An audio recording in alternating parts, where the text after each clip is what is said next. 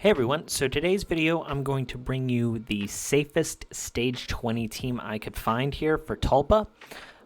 This is 100%, but the issue is you're going to need Flaming Mila to be booked. Now, I know there's a team out there actually that does not require a booked Mila, but you do need the Light Twin. So you need this, which is a bummer. But these other teams, I've tried these and they do work.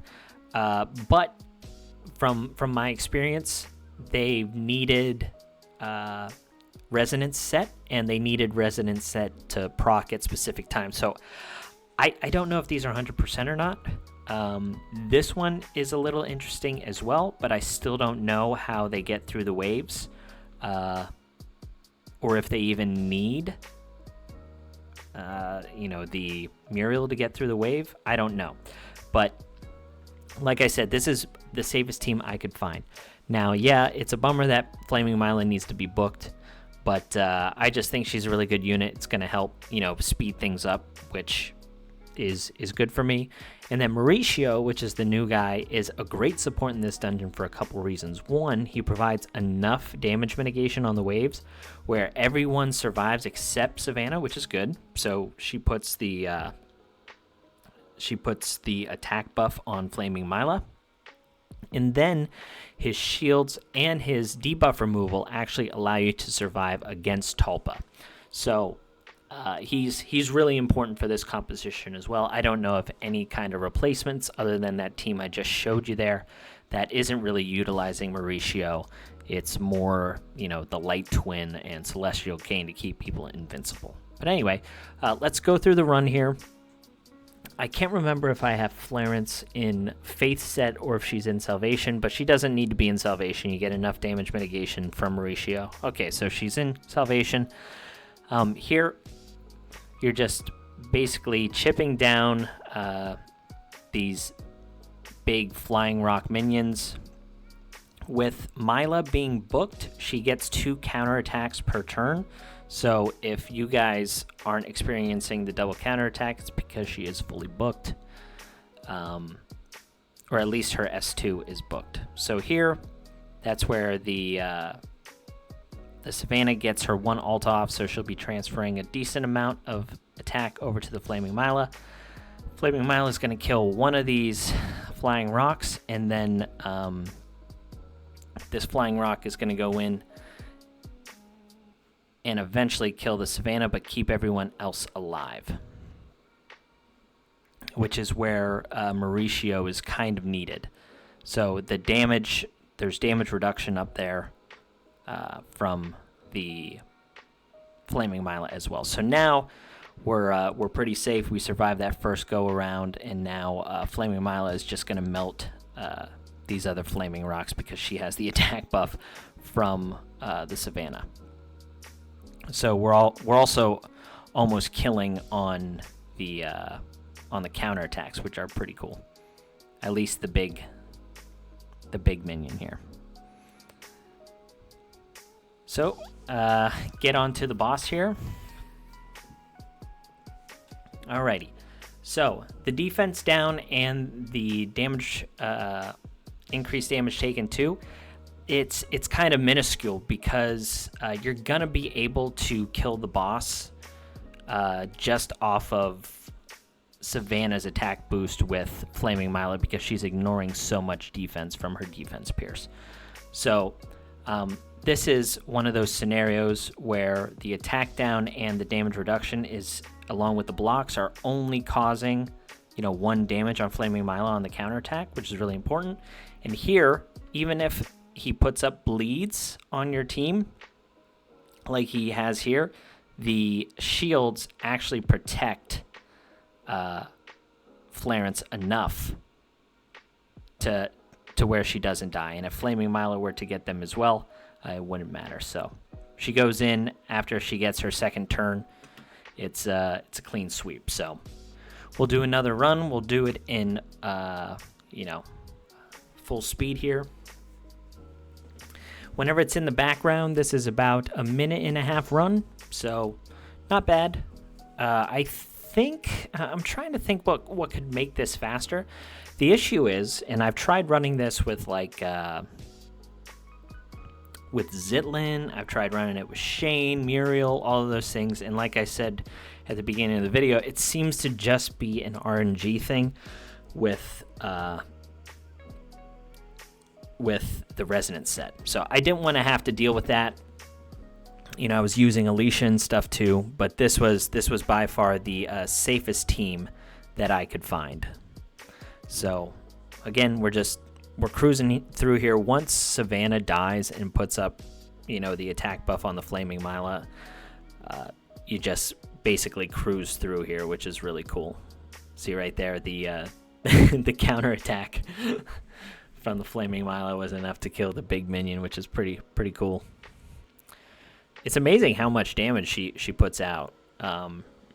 It's nice that this hero has really opened my eyes to Defense Pierce. I always thought like Ignore Defense was better, but Defense Pierce, I don't know what it is with the coding, but it's just so much better.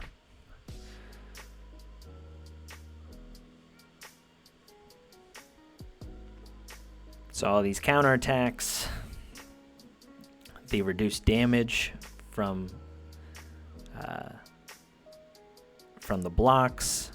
The reason why that's 1 is because the damage down here from Flaming Mila, along with the 3 stacks of block, or it was actually 4 stacks of block, amounts to 1 damage, because you have 50% damage reduction from this. And then you have the additional, 60% from the blocks. So the reason why I'm kind of talking about this is my mind has kind of been changed in regards to this Tulpa dungeon. This elemental set has just been very, very strong for any kind of PvE content, specifically guild versus environment. It's really, really good on the mini boss towers, as well as even the main boss if you're using LDs. So this has gone up in my book like a lot. And then this Terra set, I've come down a lot on Dragon Scale. I think Dragon Scale is nowhere near what it used to be. There are just way too many heroes in the game right now that ignore defense. They do true damage based on, max health. There's True Strike out there. There's a bunch of heroes that are relevant that don't even do critical hits. So, I mean, it's not a bad set, but I think it is just way more niche nowadays than it is like just universally good on bruisers. I don't think that's really the case. There's still some heroes that it's good against, like it's good against Fire Melisa, it's good against Guan Yu. So there are some applications for it, and certainly some heroes that really utilize it well. Heroes like Crazed Urzag, heroes like Vengeful Hassle. But yeah, I'm a little more high on Terra set, to be honest. There's a lot of heroes, like I said, that just do a lot of damage based on true health. So having them in, a 4-piece Terra set, and some elemental or speed, or immunity, it might even be better. Now, this is kind of just theory right now because I never saved any Terra sets, which is a shame. But yeah, I've come up a little bit on this, so I wanted to try and really maximize my Tulpa runs, which is why I'm bringing this video to you here today. So that's all I have. I just wanted to show, a very safe team that I found with Tulpa. Sadly, it does require 2 new heroes, and you do need Flaming Mila fully booked, at least for my variation here. But I hope this has been helpful. I will show the gear stats. Sorry, I almost forgot that. So Flaming Mila here. Let's take a look at her first because she's the most important. So 13 of 15 books, maybe? Yeah. So I don't have her ultimate booked, which is 20 more damage. I don't think it's necessary, obviously, with what I was showing you here. And then the attack equal to speed. This might come up later if they ever introduce Rift of Chaos, 4 or 5 or whatever. Hopefully not, because that would just really stink. But anyway, so her stats are 400 crit damage, 229 speed. I think she needs to be above like 205 for stage 20 of Tulpa. I think that's where it is. And then she's got 6,300 attack. Like I said, the ultimate is not booked, but her S2 is, where she's counterattacking 2 times per round. I honestly don't even know if this is important. You might not need it, but it's going to be after... it's going to be before the crit rate. I wanted to get the crit rate booked so you could maximize the damage on your hero here. So, yeah, it's just going to come with it. But whenever she's countering 2 times per turn, it gives her more times to build up the defense pierce.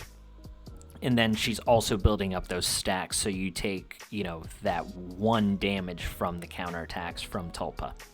So, yeah, that's Flaming Mila. She is an Assassin set and Warrior, but whenever I get some good Elemental sets built up on her, she'll probably move to that, because she's just going to be a grass killer. So, that is Flaming Mila. In regards to Flarence, like I said, Flarence is in Salvation set, but it does not matter with Mauricio just because he does so much damage mitigation. I've showed her before. I forget which team it was. Maybe it was... Oh, it was another Tulpa team, I think, but with Gavin. So yeah, 247 speed, 160 focus, 28,000 health in the Salvation set. So that's Flarence. She is unbooked. Mauricio, the new hero, he is unbooked as well. I have him just in speed set because he's got some pretty low speed, so being able to get his speed up to where it needs to be is pretty important. I guess his resistance is just high, but his focus could be higher if you want to taunt the minions, but technically in this composition you don't want it, because you want those wave flying rocks to actually do their AoE, so they kill the Savannah. You don't want him to taunt. So he's just all in speed set. He's only level 60, no books, no ascensions. He's just a really awesome support unit, so this was a really cool unit that they introduced. And then last but not least is Savannah. Savannah has been just so good ever since they buffed her.